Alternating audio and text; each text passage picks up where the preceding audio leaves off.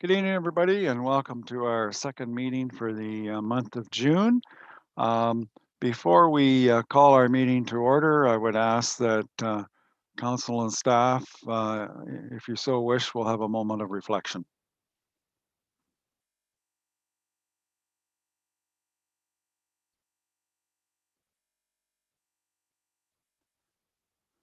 Okay, thank you. All right, first time I'm up on our agenda, I guess, is our call to order and confirmation of the agenda as it was sent out previous to the weekend. Do we have a mover and seconder for to confirm the agenda? Councillor Bell and Councillor Marshall. All those in favor? Opposed, if any, that is carried. Does anybody have a conflict of interest with the agenda as it was circulated? Deputy Mayor Ait and Anne Marie and I are on the same one. I think it's 6.1.1.2. right. Okay, so noted. Already has it. Yep, so noted. Very good. All right.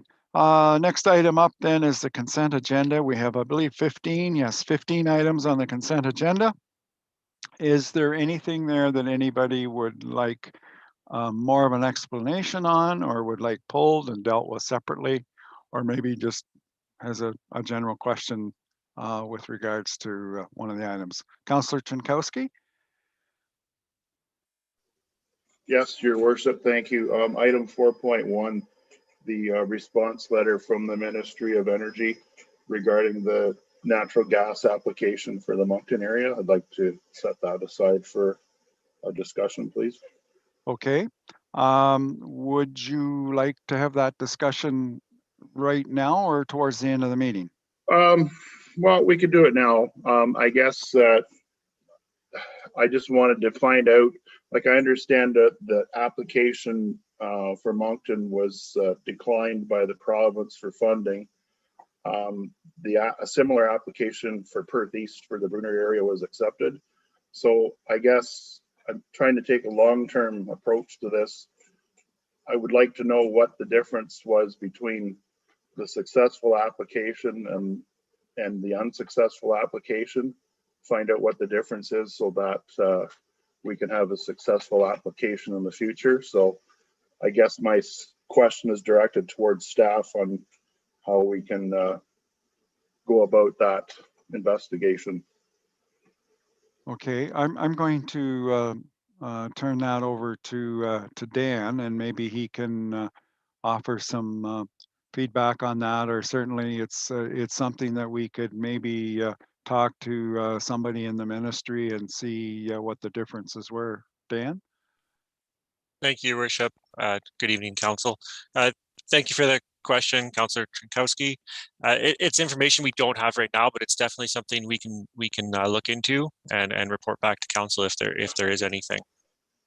Yeah, that's fine, Dan. I would appreciate getting some feedback because I would like to know under what circumstances can we have a successful application in the future, and the first step would be to find out, compare and contrast the differences and see what needs to be done for a application to be successful later on.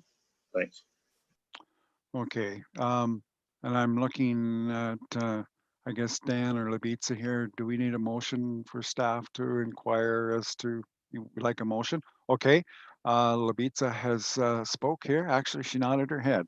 So motion to direct staff to inquire as to the success or lack of success on our proposal for natural gas to come back to Moncton.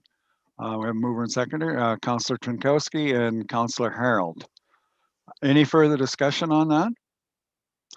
Okay, all those in favor of that resolution? That is carried unanimously. Now, I guess point of order here.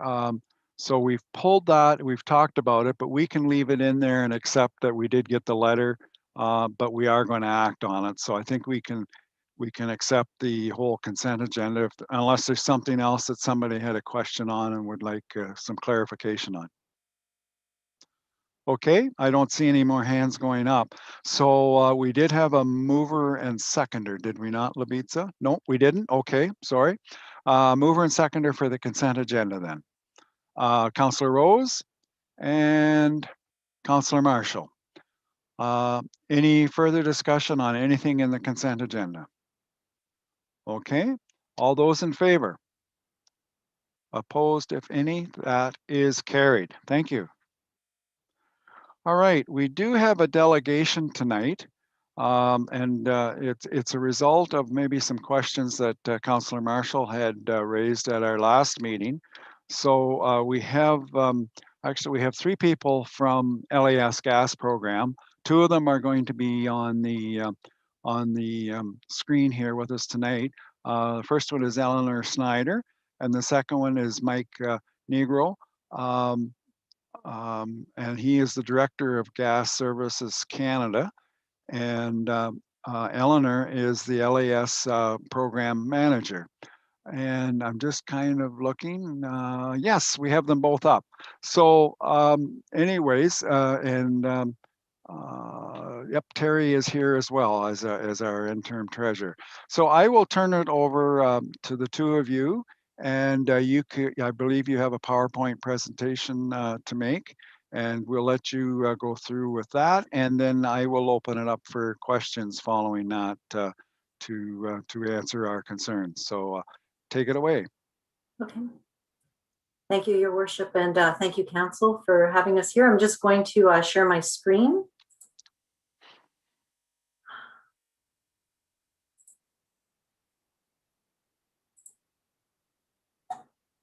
I'm hoping you can see this. Yep. Yep. We're Okay. good. We're good. Thanks, Eleanor. Okay, you're welcome. So thank you for having us tonight. I understand through Terry Rao that there were some questions regarding the program. So we're pleased to be here to answer any questions that you may have. Tonight we're going to give you just a brief overview of the program. And again, I'm Eleanor Schneider from LAS, Program Manager. We also have our client service or our customer service representative in the audience. She's listening in, Fernanda Lazaro, who's been dealing with Terry directly. And we have Mike Nigro from Edison Energy, our program partner, who will explain in detail the program itself and, you know, some of the things that have been happening historically, and then a forward-looking view. So just to give you, I just want to give Council an overview in terms of, you know, how we talk about the natural gas program and what, you know, it's built around. It's really built around stable pricing for members. I'm not going to go into too much detail. I do know that you have this in your packages, but, you know, from a program structure perspective, we're not here to beat the spot market. We're here to give budget stability to our members through a managed portfolio of natural gas for an X number of members. So we have approximately 174 participants in the program. And, you know, we partner with Edison, who understands the natural gas market in detail. It's a very structured approach in terms of, you know, looking at layering in hedging, because it is a hedging program over a 4-year period. You know, they really work towards, you know, reducing costs and finding opportunities to, you know, purchase those hedges in order to make sure that program participants have the best protection and the best stability in price for the program. This is just a snapshot in terms of all the work that they do behind the scenes for us and for the members. You know, something from, you know, reviewing the natural gas requirements, running all the tenders, which takes so much time, continuously running tenders, enrolling, de-enrolling accounts, like all that administration on the back end, working with supplier contracts, you know, budgeting assistance. You know, this has been a very big process in terms of the contract, the new contract, and Edison has really stepped up to the plate in terms of doing this analysis for the majority of the municipalities that have asked, to see what this looked like in the past before they move forward with the new contract. Annual consumption reports, the working with LAS in terms of, strategies. They're here and continuously supporting LAS as we serve our members. I'm going to pass it over to Mike, and he will talk about kind of what's happened, since 2014, and then just talk about, the savings and, and how everything kind of gets built in and what some of the impacts were. So, Mike. Okay, thank you, Eleanor, and good evening to the council, and thank you for having us tonight. Hopefully we can give you a little bit more information on the program itself, as well as give a little bit more context as well too as to what's been going on in the natural gas markets, over the past several years, kind of where we are now and where we are potentially going forward, some of the risk factors that we're seeing in the markets, and how the LAS program is kind of shaping up on a go forward basis as well too. Now, I believe this information that's posted here on the slide has been circulated to a majority of the council already, providing a bit of background as to how the LAS program has performed over the past several years. The orange lines being the LAS program price and cost, the blue line being the regulated utility, so Enbridge in comparison. And these costs are specific to that of West Perth. So the consumption values there being that of the enrolled West Perth facilities on the LAS program. So it's important to note here that the rates and costs that are in this comparison are for the actual commodity itself, the physical molecule of gas, as well as transportation as well. So the cost to move the gas to the regulated utility. So both the data in the orange as well as the data in the blue take into account both those elements. What isn't included here is your regulated utility distribution costs or carbon tax. For that, the municipality would pay those costs regardless of if they were purchasing their gas directly from the utility or from a third-party supplier or via the program. So this is essentially an apples to apples comparison when it comes to natural gas costs. So to give a bit more context and, to say, the natural gas markets, the natural gas industry is complex, I think would be a complete understatement.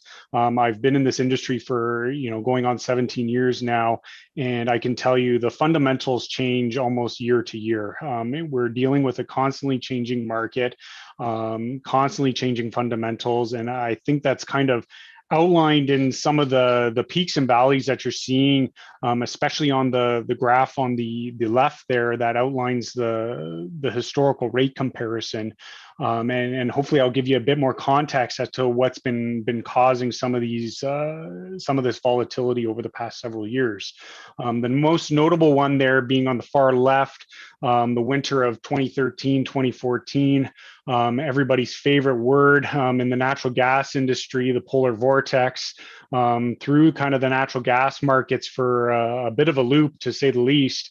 We were in relatively low complacent markets up until that point, and then saw extreme cold temperatures through the majority of North America through that winter season, which basically brought natural gas inventories to an 11-year low. So there were significant concerns, obviously, going through that winter and coming out of that winter as to how natural gas storage would replenish, and it, as well too, was kind of a learning lesson for people in the markets as well too, that even with the advances that we were seeing in shale gas production, specifically in the US, and the increases that we were seeing in natural gas production in general, volatility still existed in the market, even from making that shift from offshore Gulf drilling to primarily inland shale gas drilling. Throw in one bad winter and it can throw the market upside down. So there were concerns coming out of that winter as to how we would basically recover. And to kind of long story short, and kind of that first significant valley that you see in the pricing graph there through most of 2015 and into 2016, basically the market had Mother Nature on its side as far as recovery went coming out of that winter. We saw through the summer of 2015 much cooler, a cooler summer, so not a lot of power generation demand for natural gas. And as well too, we saw a couple back-to-back winters back-to-back mild winters as well too. So not a lot of heating demand, which basically gave the market an opportunity to naturally recover. And at the same time too, what was going on in the background is natural gas production was continuing to inch its way up. So a significant disconnect, a significant kind of sticking point, I would say, as far as the historical comparison goes.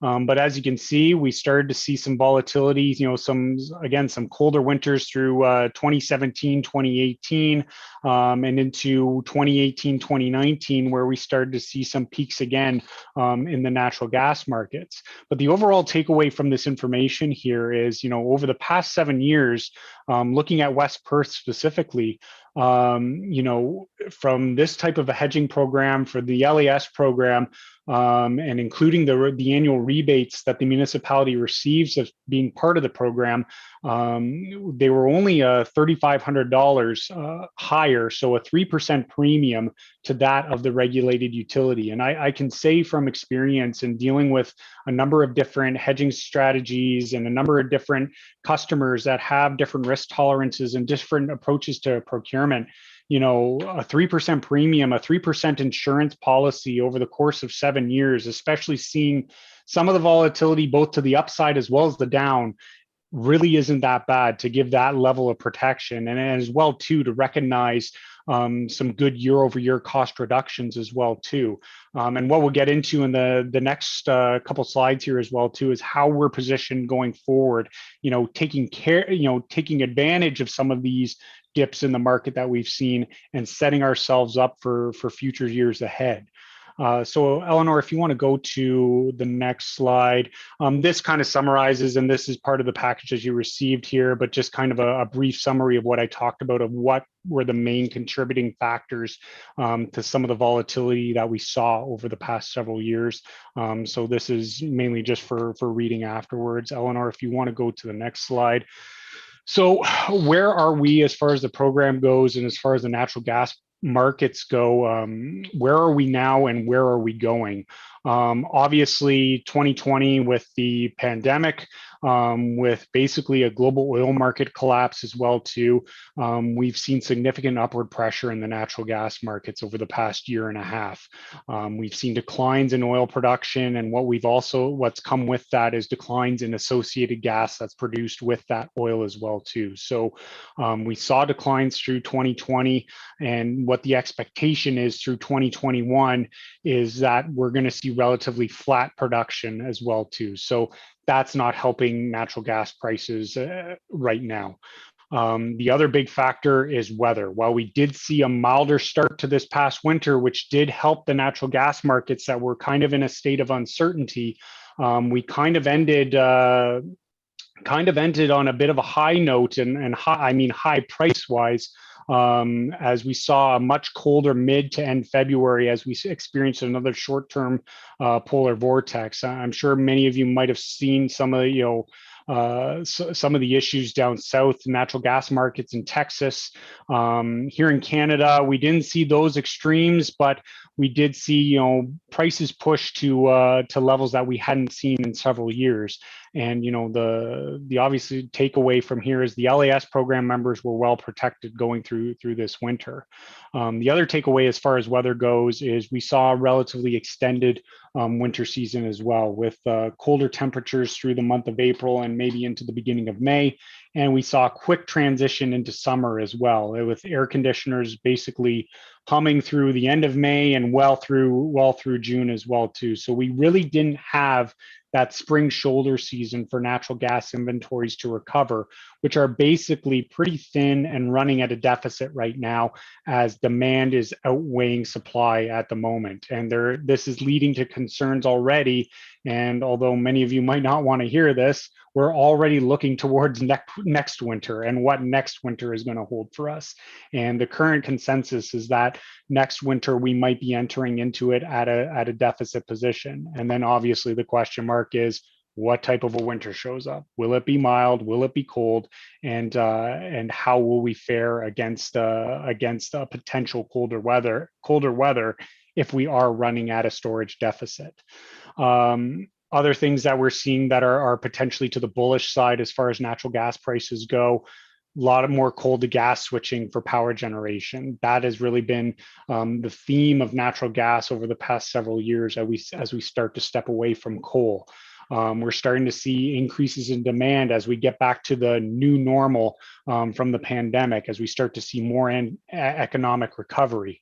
We're also seeing significant increases in liquefied natural gas production, specifically right now in the US, where we've seen significant increases in LNG demand, but Canada is not that far behind. We're maybe about 3 or 4 years, but there are significant projects both on the West Coast as well as a plan for the East Coast as well to get some LNG demand that's running as well. So that will basically translate to potential higher prices over the next several years as well. And we already talked about the potential storage deficit heading into next winter. But again, the takeaway here is program members going into 2021, we saw another 1 cent per cubic meter decrease year over year. We're continuing that trend of year over year decreases. And like I said earlier, from the dips that we have seen in the market over the past several years, we've been able to take advantage of that from that 4-year purchasing approach that we do take with the program, being able to take advantage of those dips and add layers to work down and weighted average prices and keep that price relatively stable, which will be evident in the next slide here, Eleanor, if you want to bring that up.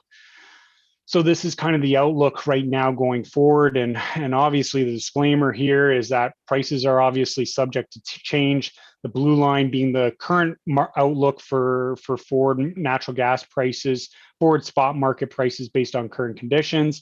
And the orange line being how the LAS program is positioned right now based on the hedges that we have in place, as well as estimations on what we see as potential fillers for remaining hedges and spot market outlook as well too. And you can see the main takeaway here, LAS remains relatively flat for the next 4 years, which to me is a good news story.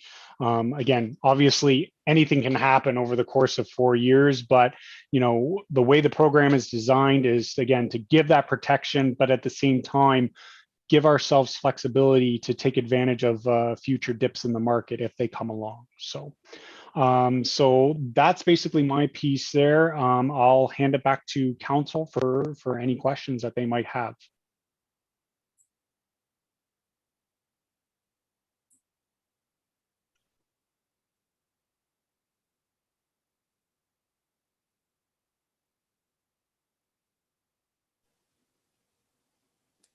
We can't hear you, Walter, if you're speaking.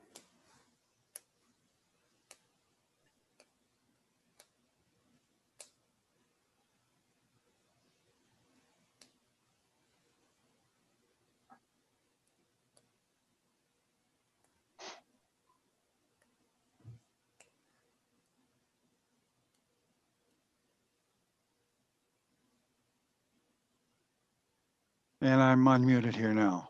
We're good. Everybody can hear me? Sorry about that. I'm not sure what happened, but anyways, I went to unmute myself and then I lost the screen. So thank you very much, Eleanor and Mike, for that explanation of how the program works, basically.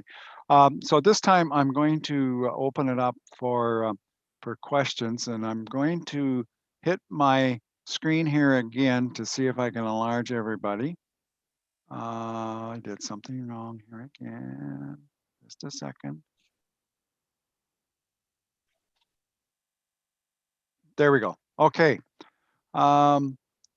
Questions from members of council. Councilor Marshall, go ahead. Thank you, Mayor McKenzie.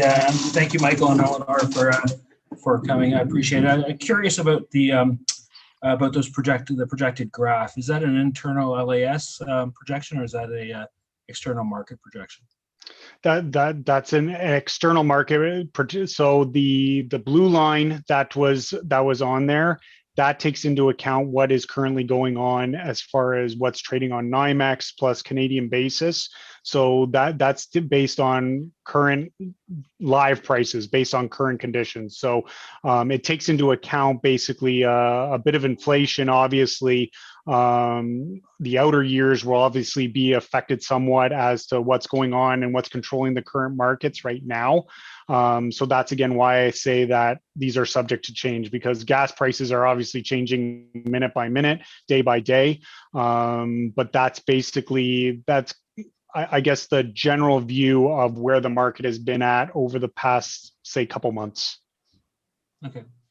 And I should say also too, the orange line, the LAS price, again, that's based on hedges that we have completed to date for those forward terms, and taking into an element of estimation as well as to what would potentially be left to hedge and left on spot market. Okay. Thank you. No problem. Okay, Nicholas? Would it be safe to say then, in a natural gas price down market, then we're going to be paying a premium at LAS through the program, but when natural gas prices increase over time, then we'll see a savings? It's potential. Okay. Again, as Eleanor had mentioned, and the kind of general thought around here is, there's no agent, no consultant, there's no supplier that can basically, that can make the claim that entering into a procurement strategy such as LAS's, whether, you're hedging 80% of your load, 50% or 25%, there's nobody that can make the claim that through a hedge that you're going to beat the market, or you're going to beat the utility. I don't think I would be here basically if I had that power, but again, it's, it's like playing the stock market. It's a level of insurance.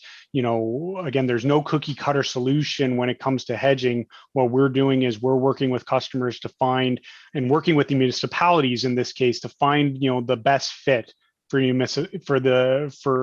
business, for their purchasing goals, for their risk tolerance. And this has generally been the consensus over the past several years, is budget protection, but at the same time trying to take advantage of those dips in the market. And that's in general how we try to design these strategies with our customers. It's never, 100% fit. It's not that door knocker approach of 100% fixed for the next 5 years, paying the same price for the next 5 years. Given the volume that we're dealing with LAS, we have the ability to take an intelligent approach to hedging, of slicing and dicing, taking advantage of layers, as well to having a bit of exposure to the market, understanding that while prices could go up, they could quite easily come down, and we want to be able to be positioned to take advantage of that as well too.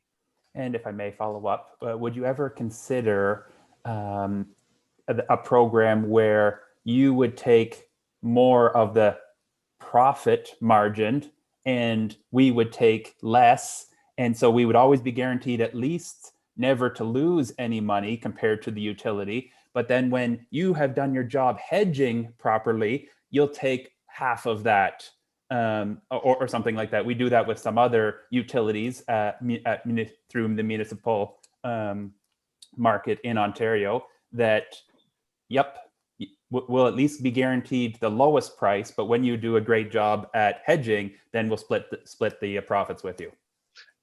I might defer to you, Eleanor, on this, but I mean, personally, I've never seen that in a consultant standpoint. I mean, there's a lot of risk, obviously, on our side, and especially, when the markets have been behaved, like if we get into an issue where, say we get out of this pandemic, say we get out of this global oil market crisis, and prices tank again on us, we as a consultant still need to make money at the end of the day as well too.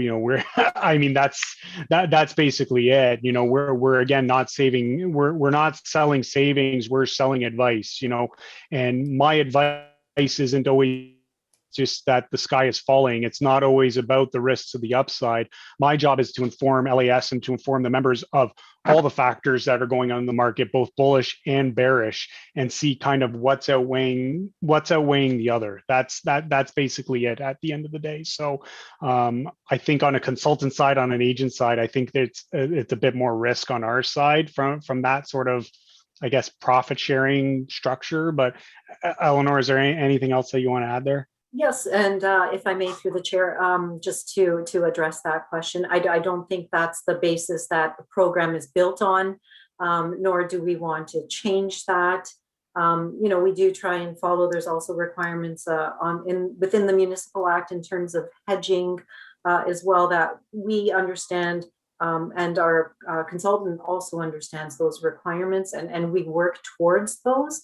We're also trying to, because we also run in-house, we run an electricity hedge program. This one's much different. Our electricity is year by year where we purchase the hedge, but natural gas is done on a 4-year basis.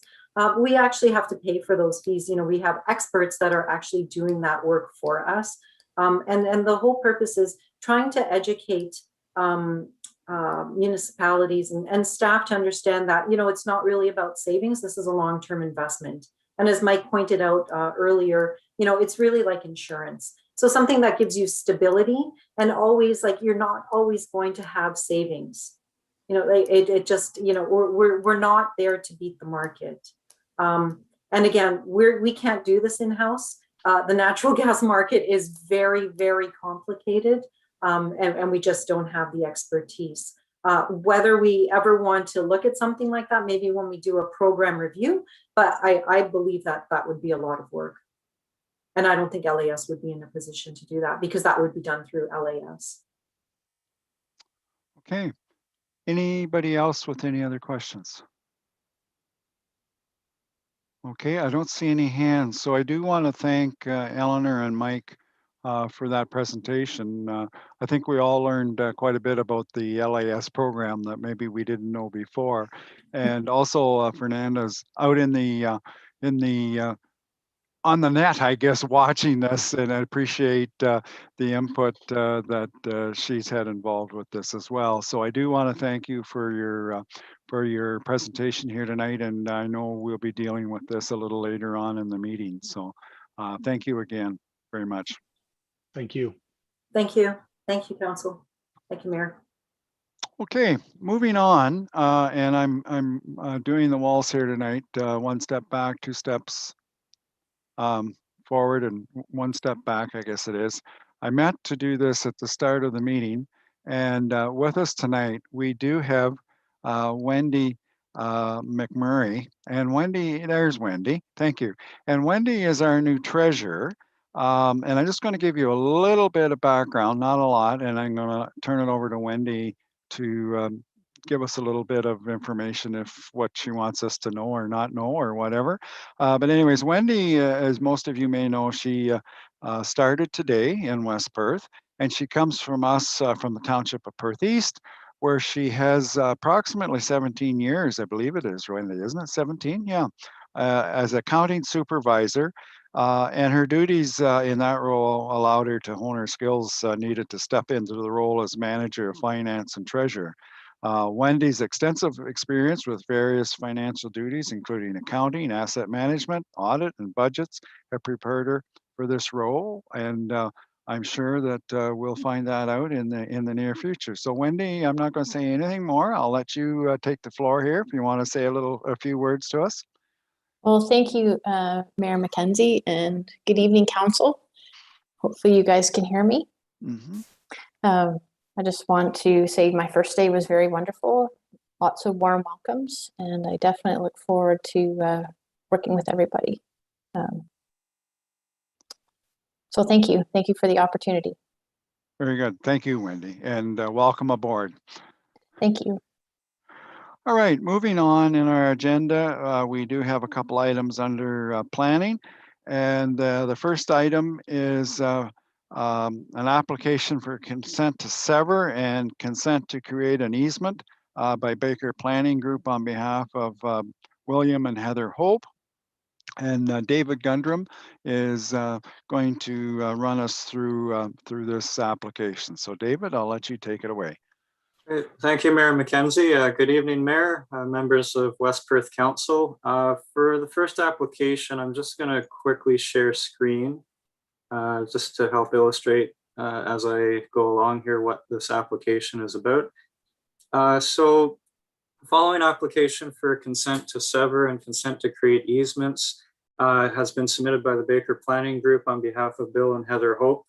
This would affect lands in the Hibbert Ward located to the southeast of Staffa, municipal address 6913, line 21. The proposal is to sever a lot containing an existing farm dwelling, which has been deemed surplus to the needs of a proposed farm consolidation.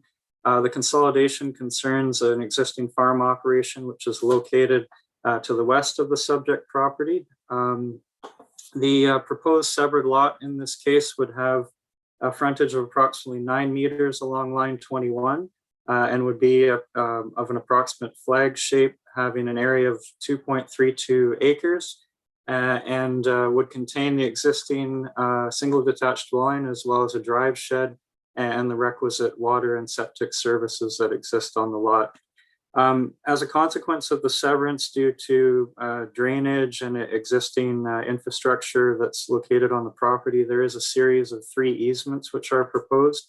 The first easement, which is highlighted on the severance sketch on your screen, would be an easement with regard to drainage culvert, which exists underneath the existing laneway. The second easement would be an easement granted in favor of the retained farm lot across the severed lot with respect to buried infrastructure for a ground-based solar panel that would be located south of the proposed severed lot. And lastly, the third easement is with respect to hydroelectric service for the existing farmhouse, which would be across the retained lands in favor of the severed lot. County planning staff have reviewed the application with respect to the PPS as well as section 5631 of the County of Perth official plan, and have found that it is consistent with the PPS and meets all 9 requirements of the County of Perth official plan policy that govern and direct and guide severance of lots containing surplus farm dwellings. Planning staff are recommending that West Perth Council recommend to the County of Perth Land Division Committee that the application for consent be approved, subject to the 13 conditions that are noted in our report. And conditions which are unique to this application, which you may not see on every surplus farm dwelling severance, include 3 conditions related to the noted easements that I have highlighted, as well as a condition requiring that an undertaking be received that the retained lands in fact be conveyed to the consolidating farm operation owned by Matthias and Ruth Kunsel. And also that last condition, condition number 13, that is directing that the existing barn on the subject property, as well as the adjacent silo, be removed such that there's no possibility for any MDS conflicts in future. As well, the rear lot line of the severed lot would otherwise intersect with that structure, which would not conform to zoning. So that is summary of the application. We are recommending West Perth Council recommend approval of this application to County of Perth Land Division Committee. And we, at the time of writing of our report and also currently, we did not receive any correspondence in response to the circulation that was provided on June 2nd in regard. And I'll just close. There are a couple of site photos that were taken earlier this month to illustrate the current site conditions. So that's it for this application, and I'll hand it back over to the chair at this point.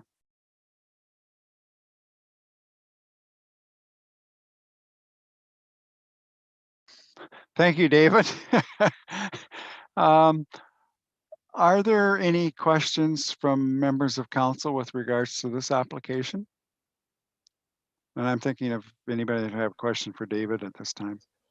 Walter, I have a question. Just, I look at this with great, I don't know, the driveway severance. Have we never in those 10 years I've been here had a severance with the drain across the driveway? So are they, who's going to own that severance? Kunzel's? David, David? I'll let you answer that. Sure. Through the mayor, Deputy Mayor Wright, very good question.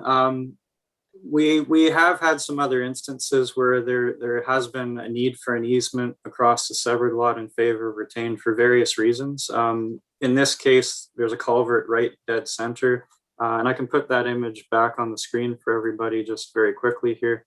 That there'd be no ownership, so it's I'll just kind of circling over that easement here. So that easement would be in favor of the retained lands across the severed lands. So it's not anything to do with ownership. It's really just an interest in land to guarantee that the existing drainage culvert can be used as it's currently designed to be used, and that there's no, I guess, legal issues with existing drainage patterns as they cross what will be a new property serving essentially the drainage of the farm lot. So that function is not interrupted as a consequence of the severance. So I can't see, oh, there I am again. So then every time you use the word severance for an easement, it doesn't mean a different parcel. It means just an easement. So through the chair of Deputy Mayor, I know I could see how there could be some confusion with how that's shown on that diagram. It doesn't mean, it means creation of an easement, not that there's a portion to be severed. There, I can see how there's a nuance in the language there. And just to clarify, yeah, there's only one severance with the retained parcel. No further severances, just 3 separate easements that are required to allow this severance to conform to the official plan and ensure uninterrupted function of the 2 properties. Yeah. Okay, good question, Doug. So I assume that this is a municipal drain. This culvert's part of a municipal drain that goes across that farm? That is correct, Mayor McKenzie. Yeah. Okay. Any other questions for this application? Okay, seeing none, I have the resolution here. And I'm going to follow what I've done at other meetings unless you want it done otherwise. There are 13 conditions. I'll read the motion, but I won't read all 13 conditions, and you've had them all weekend long to look at them. Is that okay again? I see some nods. Okay, good. So the recommendation is that the Council Municipality of West Perth receive the report entitled Application for Consent to Sever and consent to create easements number B1421 by Baker Planning Group, care of Carolyn Baker, on behalf of William and Heather Hope, affecting lands described as Lot 13, Concession 11 of the Hibbert Ward, Municipality of West Perth. 911 number is 6913, line 21. And it's been prepared by the County Planner for information, and that Council recommends that the County of Perth Land Division Committee approve the application for consent to sever and consent to create easements number B1421 for lands described as Lot 13, Concession 11, the Hibbert Ward, Municipality of West Perth, 6913, line 21, subject to the following 13 conditions, and I won't read them. Do we have a mover and seconder for that recommendation? Moved by Councillor Vink, thank you. Do we have a seconder for that? I'm going to take Councillor Bell. Any further discussion or questions? Okay, all those in favor of that motion? Opposed, if any? That is carried. Thank you. Very good. All right, the next one is an application for consent to sever by MTE Limited on behalf of DNA Farms, and I understand that that Councillor Murray and Deputy Mayor Ait have declared a conflict on this application. So again, I will turn it over to David to walk us through this particular application. David? Yeah, thank you, Mayor McKenzie. Mayor, members of council, I'll just share screen quickly here again and just speak to the images before you that illustrate the application tonight. So this application for consent, B1621, is proposing to create new farm parcels in the Fullerton Ward. The subject property is fronts onto both Road 155 and Line 32, shown in the image in front of you. This farm, it's located southeast or south of Highway 8 and then southeast of the town of Mitchell.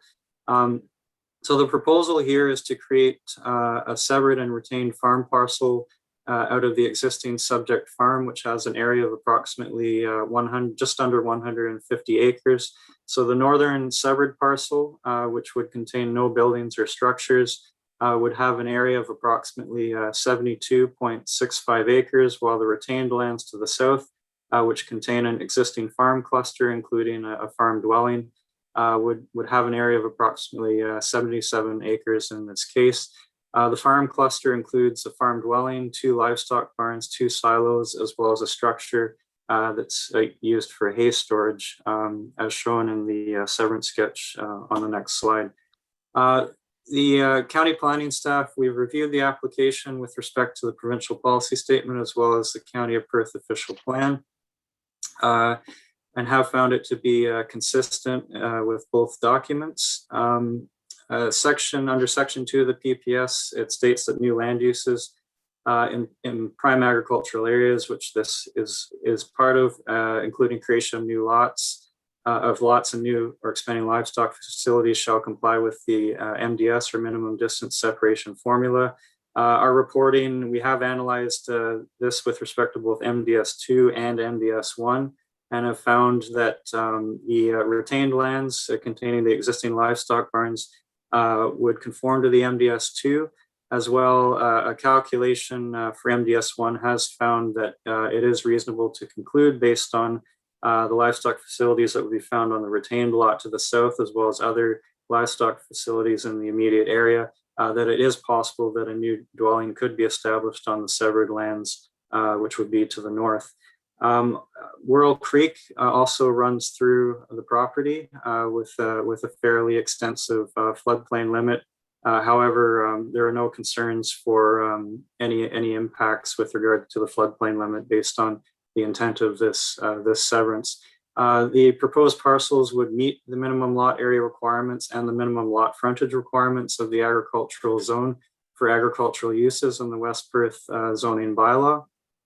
To conclude, staff have found the application to be consistent with the 2020 PPS and to conform to the applicable policies of the County of Perth official plan, and that the application represents good planning. Staff are recommending that West Perth Council recommend the County of Perth Land Division Committee that the application for consent B16-21 submitted by MTE OLS Limited on behalf of DNA Farms Incorporated be approved, subject to the 7 conditions that have been listed in our report. These are all fairly standard conditions for this type of farm severance, but we have added a 7th condition compelling that both the severed and retained farm lots be assigned new municipal addresses where needed, and that the cost of any new signage be borne by the applicants in this case for both purposes of wayfinding and public safety with respect to emergency services. So that is a summary of the application before you, and I will stop sharing screen at this point. We are not in receipt of any pieces of correspondence in response to our circulation of the application. And I will note, just for council's information, there was a slight error on the aerial image on the original circulation that went out on June 9th, and that a subsequent corrected circulation, which had the same text describing the application but with an updated image, was recirculated several days after the original circulation went out on June 9th. So again, we are recommending that council make a recommendation to approve to Land Division Committee, and I'll leave it at that for now. Thank you. Okay, thank you, David. Any questions for David with regards to this application? Councillor Tam? Just a question, David, about you said that a dwelling could be constructed on the severed parcel.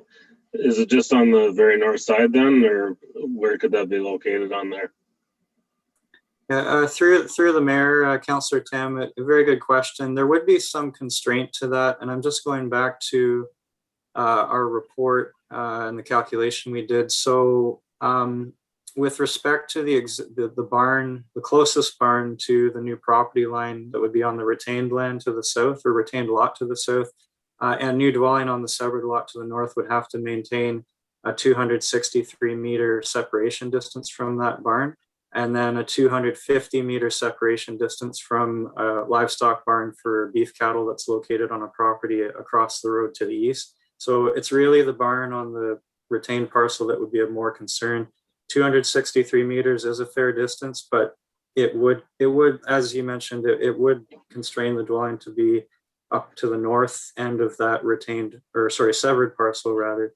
But there certainly would be room to spare that it, you know, some room to play with that it could be located on the severed lot in future based on the existing conditions. And by existing conditions, I mean the existing capacity of those barns that it would be remain on the retained lot to the south. Yeah, thank you. Any other questions? Okay, I don't see anybody's hands going up, so I do have a motion here. And the recommendation is that the municipality of West Perth received the report entitled Application for Consent to Sever, number B1621 by MTE on behalf of DNA Farms affecting lands described as Lot 16, part of Lot 17, Concession 2 of the Fullerton Ward, Municipality of West Perth, 911 number 3844, Road 155. Dated June the 21st, prepared by the county planner for information, and that council recommends that the County of Perth Land Division Committee approve the application for consent to sever B1621 for lands described as Lot 16 and part of Lot 17, Concession 2, Fullerton Ward, Municipality of West Perth, subject to the following 7 conditions, and I won't read them at this time as you've already had them for the weekend. So do we have a mover and seconder for that motion? Councillor Matheson, and seconded by Councillor Rose. Any questions before we take the vote here? Okay, all those in favor? Opposed, if any, that is carried. Thank you. And thank you, David. Thank you, council. Have a good meeting. All right, moving on then. Next item then is Chief Building Official's report and the May permit summary. So Bob, take it away. Thank you, Mayor McKenzie. Permits issued for the month of May, we had 20 permits, just over $3.7 million in construction value, 8 zoning certificates for refinancing of property or the sale of property. The permits are listed. Okay, any questions for Bob on the permits? If not, a motion that we accept the May building permit report as submitted. We have a mover and seconder for that. Councillor Marshall, Councillor Tam, all those in favor? That is carried, thank you. The next item then is a report on the sign variance application. Yes, thank you. This application came in the very last day of May, and time-wise, we were able to get it processed for this meeting. The application is by Stellar Outdoor Advertising for a billboard sign at 5135 line 34. It's within our corridor management with MTO. MTO has granted their permits for the application. The application is dealing with a larger than permitted sign face under our current bylaw. It's not a large increase over, but it still needs, it still meets the exceptional circumstances and has to be dealt with by council. Okay, questions for Bob on that? We've had this before, I know, I think about a year ago. Deputy Mayor Wright. I'll ask the same question to the treasurer I asked to Angela, to Terry, and I'm going to ask it to Wendy. These are commercial rental units. Are they taxable, that we can collect some tax? I think they're god awful ugly, but can we collect tax on them, Wendy? And the first girl pushed me to the second girl, and Terry was just said it was temporary and we'd look into our next treasurer.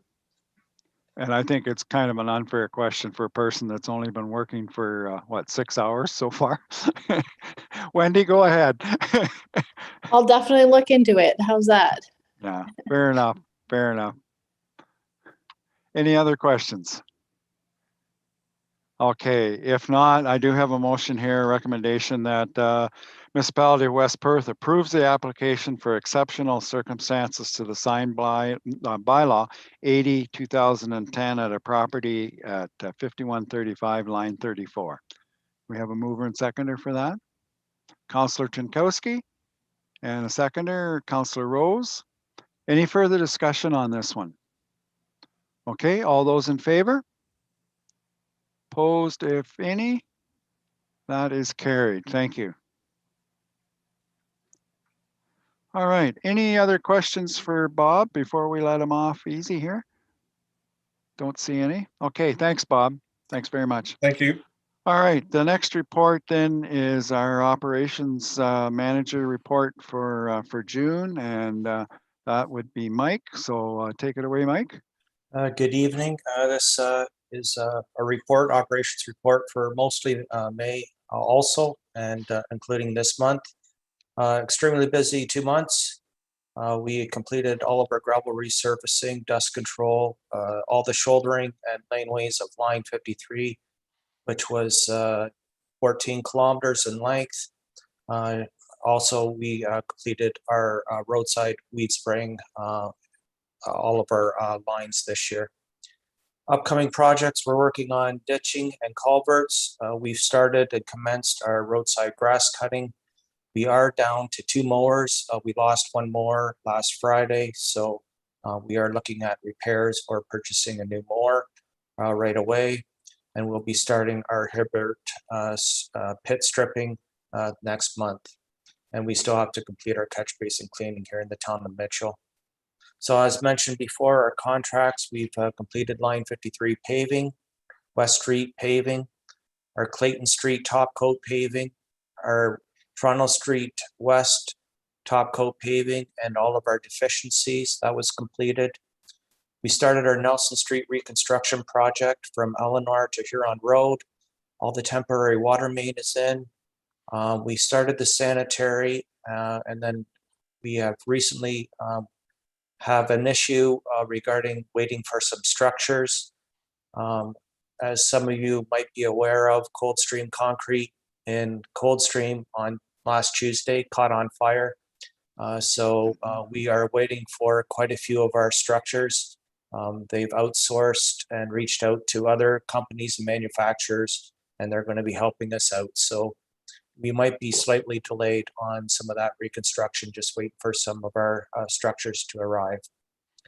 Also, we commenced our structure 028F, which is on Road 140. It's a boundary bridge with Perth South, and it is moving along extremely well.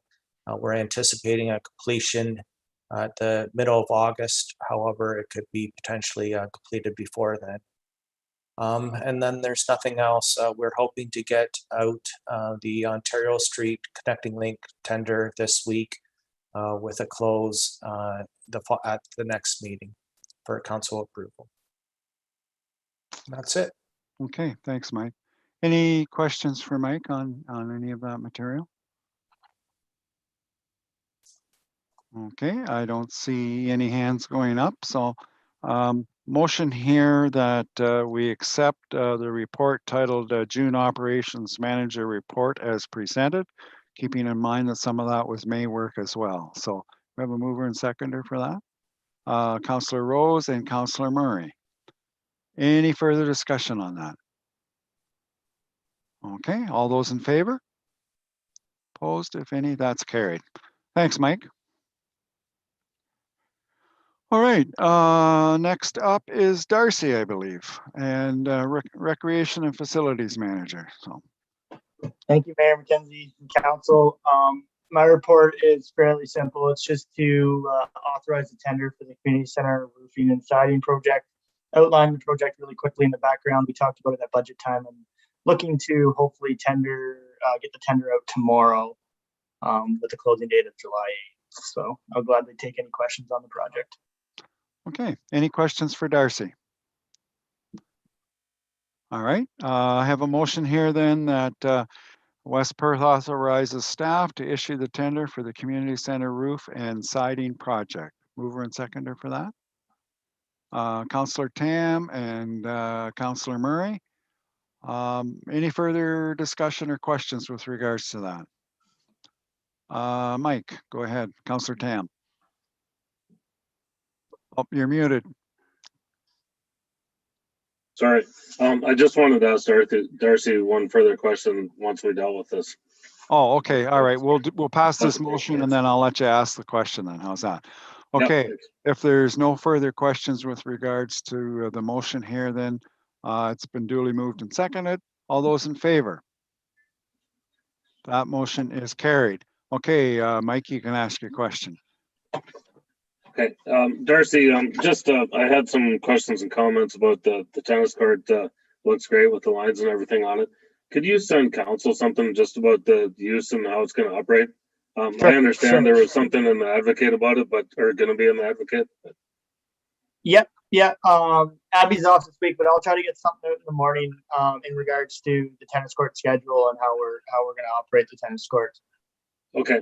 Yeah. On that note, great. we did find one deficiency as we put the nets up today, so it will probably be closed for a day or two later in the week. We're going to let our lessons go, but just to do a quick fix. But we will have to close it for a couple of days.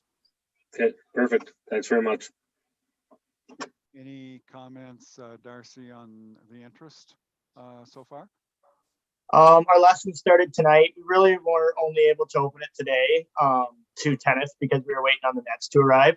But a lot of community members have stopped by. A lot of people definitely interested, and we have a pretty exciting program that we're going to allow lend out some rackets and stuff to people that don't have them to give tennis a try. So I'll get all the information and definitely send an email to council as Councillor Tam requested. But yeah, I think we got some exciting times ahead to the tennis court. Excellent. Okay. Any other questions for Darcy before we let him go? Okay. Thank you very much, Darcy. Thank you. All right. The next one is the consolidated statements, and I assume that Terry is maybe going to do this one. Yeah, I am. I'm trying to get my video going and I'm not sure why it's not running. Huh. Terry, it's Nicholas. Hi. Your video is going, but there is a turn it back. It was going just 1 second ago, but there's a switch on the top of your computer that is blocking the camera. So if you just, it's a physical switch that you have to shuffle astride. Oh, There you go. Thanks. Didn't know that. Now we got this light shining at me. Awesome. Thank you so much. Okay. Good evening, Council. So you have the statements, the financial statements to the end of May in front of you. And we do have the 2021 budget percentage use and the 2020 budget percentage use columns now. And they're in a bit of a different color also, so makes it easier to read and pick out those variances and comparables. So my notes normally say in the report, you know, that we're into May, it's 5/12 of the budget, so your average is about 41.67%. that you should be looking at. Insurance, of course, we paid at the beginning of the year, so it's going to show at 100% and so on in 21. But any questions on any of the departments or any of the numbers? Any questions for Terry? We've been getting our grants. We're doing pretty good with that. Yeah, things are looking they're on board and on schedule. We're making our capital. We've got a lot of capital payments going to be coming out soon, so that'll be showing up in the next month or so. Yeah, there's not a whole lot outstanding just yet. You'll notice on some of the wages for the roads that use job costing and so on, those aren't allocated just yet. The payroll clerk does those a few batches at a time. So the lines are all there, the expenses are all in the total bottom line. They're not just separated out between the different types of jobs. good. Oh, question from Councillor Matheson. In the fire services, I was just wondering, user fees and service charges. I noticed there's a huge, the budgeted amount was 4,000 and it's like, oh, it's at 7,500 now. What are those user fees and charges that they? Okay, so there was, I wish I could, I can't get into my Keystone. I'm having a really tough time getting into Keystone through here, but can I email you that answer? Can I email all of council that answer? For sure, just so that I give you the right answer. I can't get into Keystone. I made notes on a bunch of things. I just didn't on that line, but I will certainly do that for you. It kind of stands out because it's 189% increase. Yeah, I totally get that. And then there's one further down too in the building and building equipment. In the same in the fire services too, that's also a huge 204%. I guess that's what catches your eyes, the percentage jump. That's just great. Yeah. So, and you said the building? It's in the fire services also. In the fire services. And it's under the building and building equipment maintenance line. Okay. Yep, I see that. I see that because it is well over the budget. So I will find out what those are for you for sure. Okay. Okay. And I'll send an email to all of council. Yes. Yeah. Let everybody know. You betcha. Any other questions? Okay. Motion then that we receive the report titled West Perth Consolidated Statements as of May 31st, 2021. A mover and seconder for that. Councillor Vink and Councillor Matheson. Any further discussion before we move on? All those in favor? Opposed, if any, that is carried. Thank you. Thank you very much. Okay, and the next one then is also Terry is going to talk to us, I guess, a bit about it, and that is from the presentation earlier tonight about LAS. So Terry, I'll let you wade into that one as well. Okay.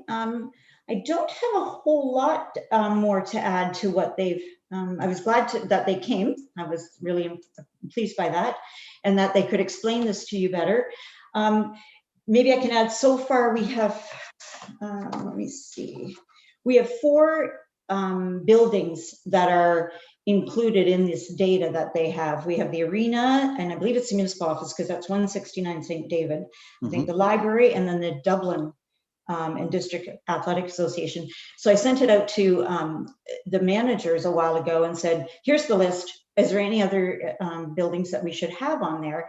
And I did get from Mike that we're looking at the public workshops in Mitchell and the wastewater building on Frank Street. So we need to look at those because if they use the natural gas, then we should have them, if council choose and get into the program, should get them on the program also. So the agreement's there. It's just the same report given back to you again. And I guess I agree with them. It's the stability and so on that you have, with, it is a pretty volatile commodity, but you do have that stability with your budgeting and so on. Right. And I think that was something that was explained fairly well tonight that maybe we weren't aware of. I think we were looking at it as a savings as much as anything, and the potential is there maybe for a savings, but it's to take the highs off of it, or kind of the ebbs and flows off of the pricing. Yeah. Okay. Any questions for Terry on this? I don't see any hands going up. Consensus is that we should still carry on with LAS for this for the gas. Nobody's saying. I'm going to read the motion, and we will see what your wishes are, I guess, at that time. So the recommendation is that the municipality of West Perth enters into the natural gas appointment and retainer agreement with the local authority services, LAS, AMO Business Services, as its agent for the purchasing of natural gas for West Perth. Do we have a mover and seconder for that motion? Moved by Deputy Mayor Ait and seconded by Councillor Tenkowski. Okay, question? I have a question. Yes. If I may, Mayor. Yes. How come we didn't have Mike's shop and that on it. Like, because we could easily do a comparison for a person like Nicholas over the last 7 years on that. Like, what the and I'm thinking of more buildings. I'm thinking the police station, but the police probably pay their own services. They rent from us. Oh, you know, Yeah. am I right in saying that they rent from us because we get $35,000 in Yeah. revenue from them? Yeah, so that's, but I just was curious, did not know that we didn't have Mike's shop and, it's not Mike's shop, our shop and our water on there. Yeah. Yeah. I'm not sure all what buildings belong on there either. I sent it out to staff because I don't know, but it's something we're looking into for sure, but yeah. And I think you have an electricity agreement with LAS too and Hedge, so I haven't looked into it, but we can look into that also. Okay. But we set the hedge on that. All right. Any other questions with regards to this? No? Okay. So the motion's been duly moved and seconded. All those in favor? Just keep your hands up there for a second. Opposed, if any? The motion is carried. Thank you. Okay. Okay. Thank All you. right. Very good. Any other questions for Terry at this time before she leaves us here? Councillor Tinkowski. Mhm. Through you, your worship, I was just going to inquire about the accounts payable reports. I haven't seen any on the email lately, if I'm not mistaken. I sent them out on Friday. Yeah, they were. Okay. Maybe I'll have dig a. through the pile. I was going to say. Well, sometimes I've noticed, and that they end up in a different file. Like sometimes they go into your junk file as opposed to the file they're supposed to go in. And I don't know why they do that, but I've had that happen. So maybe just check all the places that your mail comes to, Dean, and see. And if not, then get a hold of Terry and she'll email it out I'll again. certainly do that. Did everybody else get them okay? Okay, perfect. See, everybody's nodding, so All right, they'll be there somewhere, Dean. If not, get a hold of her and we'll go from there. Okay, the next report is from Dan, and it's with regards to video surveillance.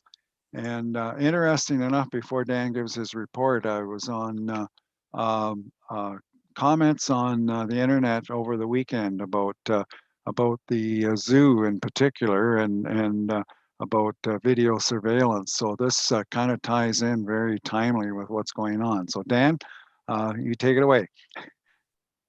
Thank you, Your Worship, and good evening again, Council. So before you today is a report with a draft policy. It was brought to my attention, so I apologize in advance. The policy was attached in the bylaw section, so if you were looking for that, that's where it was hiding on you. That will not happen again.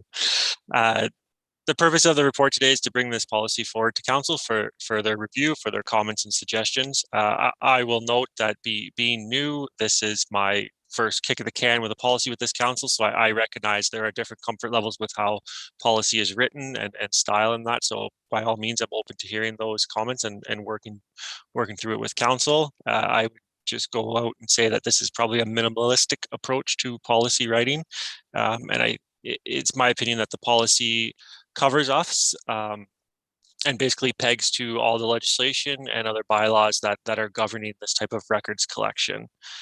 So if there are any specific questions, I can certainly address those moving forward, and look forward to hearing your reviews. Okay, questions for Dan with regards to this particular report? Councillor Tam? Just a comment, I guess. I think early Sunday morning there was an incident that involved the fire department and the police on municipal property where something like this would have came in handy.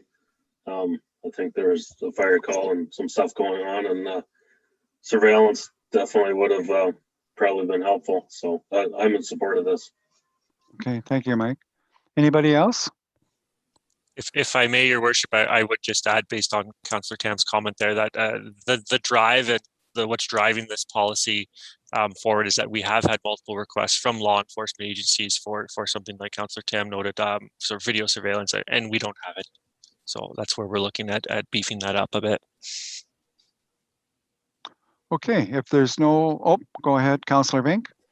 Is there a need in the policy to outline whether their surveillance is visible or hidden camera? And if hidden, then does there need to be signage posted at the site warning of you're being recorded?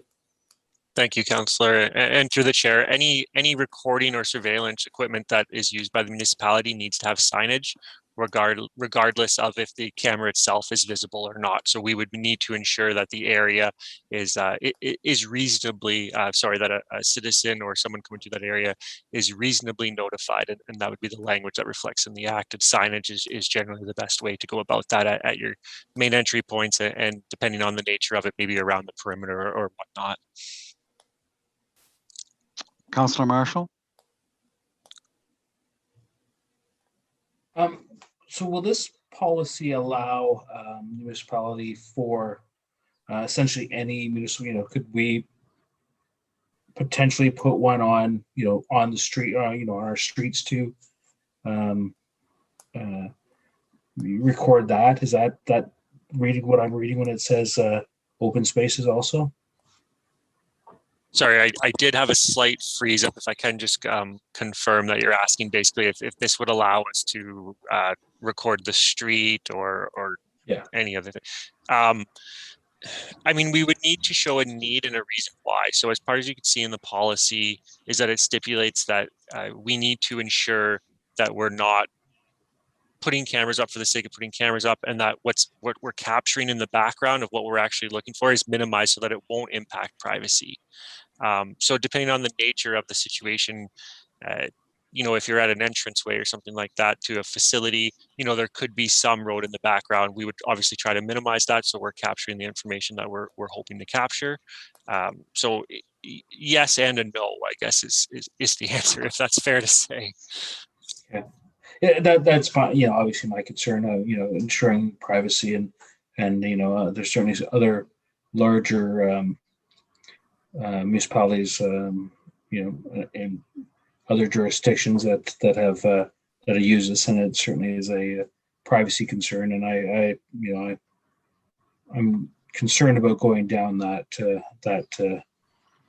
road, I guess, so to speak. So it's just something I guess we'll have to keep be vigilant about not getting that going down there and making sure we stay away from that. So thank you.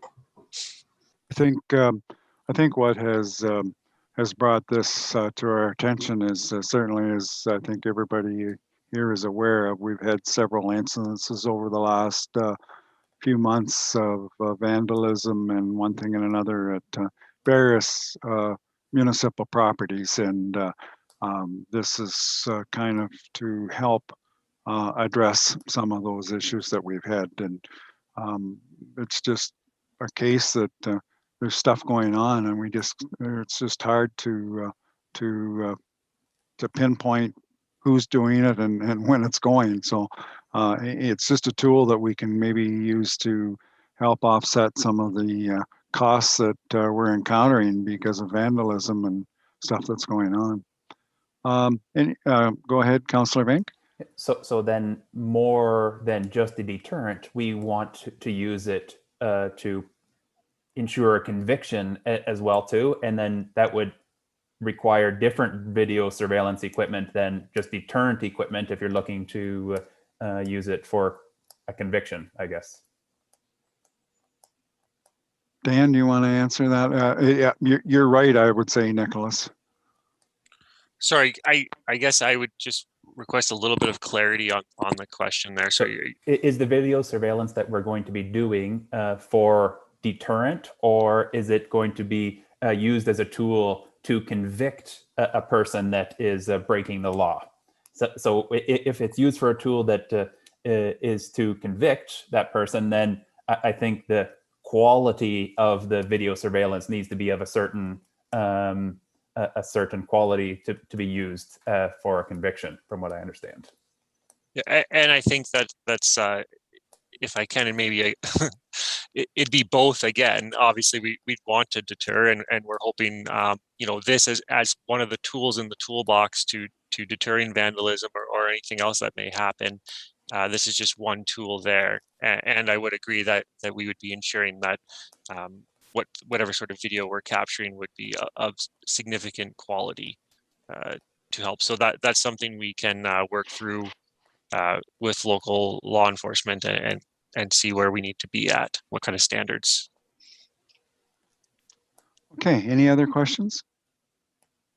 If not, we have moved and seconded, right, Labitza? Oh, we haven't. Okay, so the motion here is then that the municipality of West Perth receives the video surveillance policy report as presented. And I do need a mover and seconder for that. Councillor Jankowski and Councillor Tam. Last call, any further questions? Okay, all those in favor? Opposed, if any? And that is carried. Thank you. Next item then is under correspondence. And we do have a request, and I believe the letter is in our package here.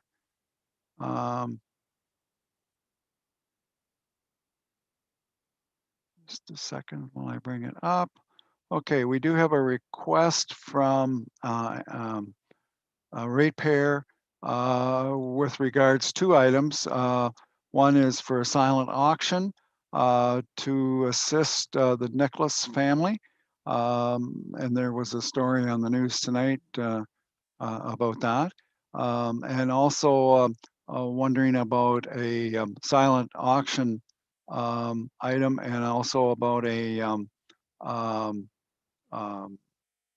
contributing a family swim pass for the other family members. So that was the correspondence, and I'll open it up for discussion at this time. What you would like to do here.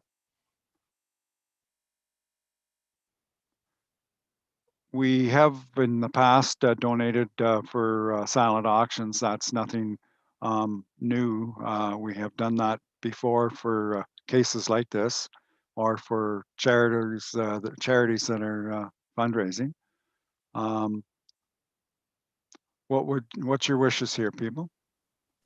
Councillor Jankowski? Great idea. I'm all in favor. So do both is what you're saying, Dean? One for the family, yes, and one for the silent auction? Okay. Yes.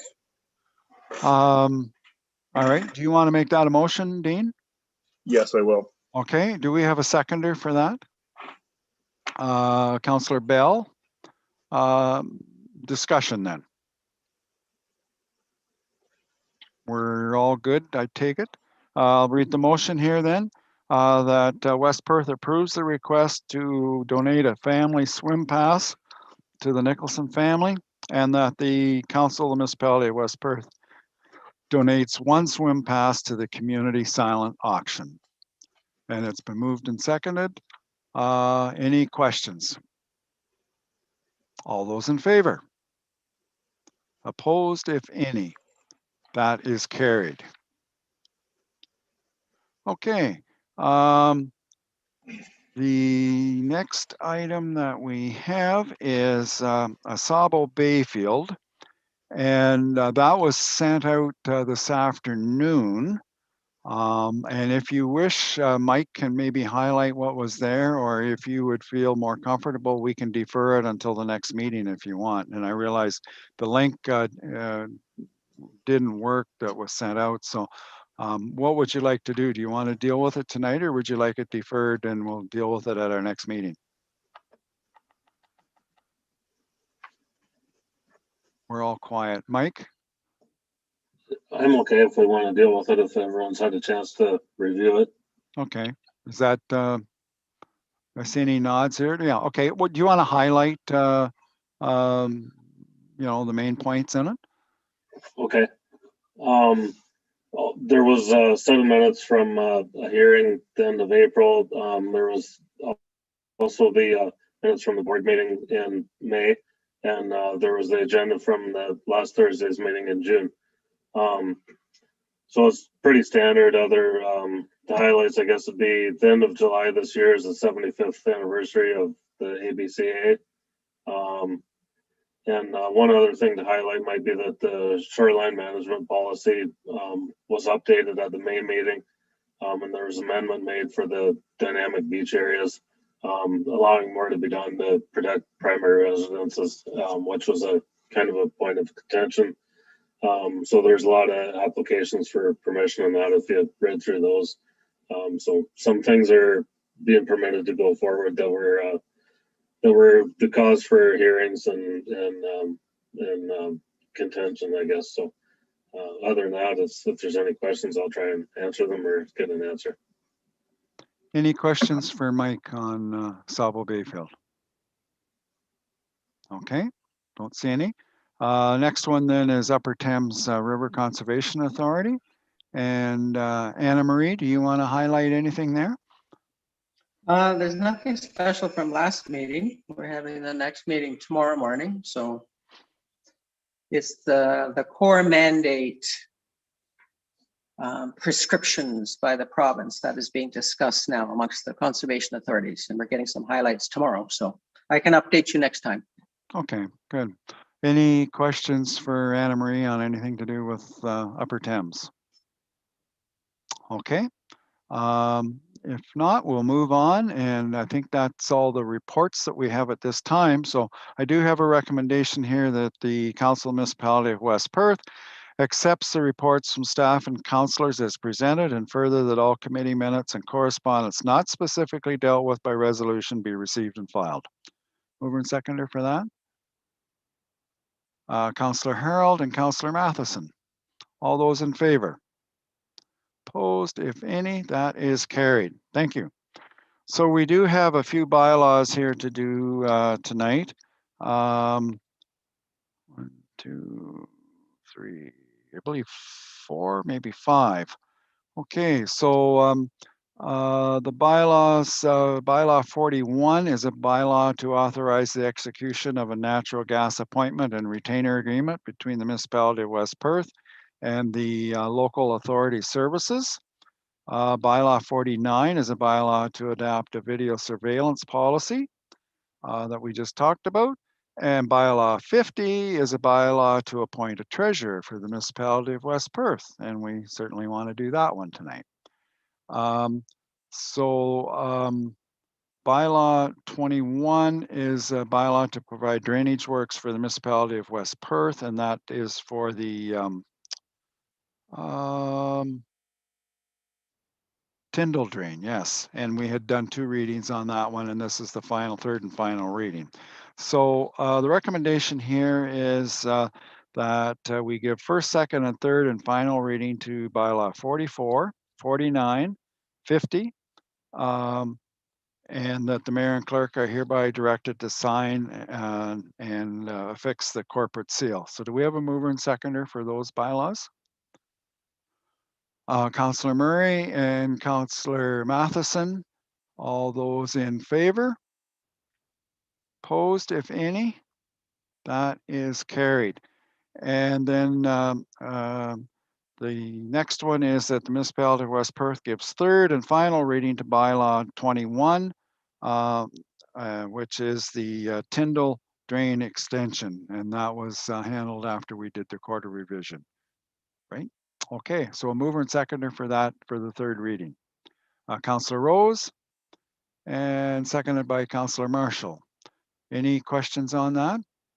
All those in favor? Opposed, if any, that is carried. Announcements are printed there. Next meeting is July the 12th.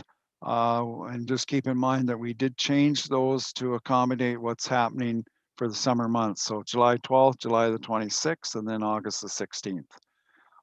Any notices of motion tonight? Any other business that anybody wants to bring up tonight? Okay. We do not have a closed session. I should mention maybe that Jeff isn't here tonight in case you hadn't noticed. and he is at his daughter's graduation. And he came back from a week's holidays, well-deserved holidays. And Rachel's graduation is today or tonight, and that's where he is. So I imagine he's feeling pretty proud about now. Okay, confirmatory bylaw is the next item then, and the recommendation is the bylaw 51, 2021, being a bylaw to confirm the proceedings of the Council of the Corporation of the Municipality of West Perth be read a first, second, and third time and finally passed, and the mayor and clerk signed by the mayor and clerk and sealed with the seal of the corporation. We have a mover and seconder for that. Councillor Rose and Councillor Marshall. All those in favor? That is carried.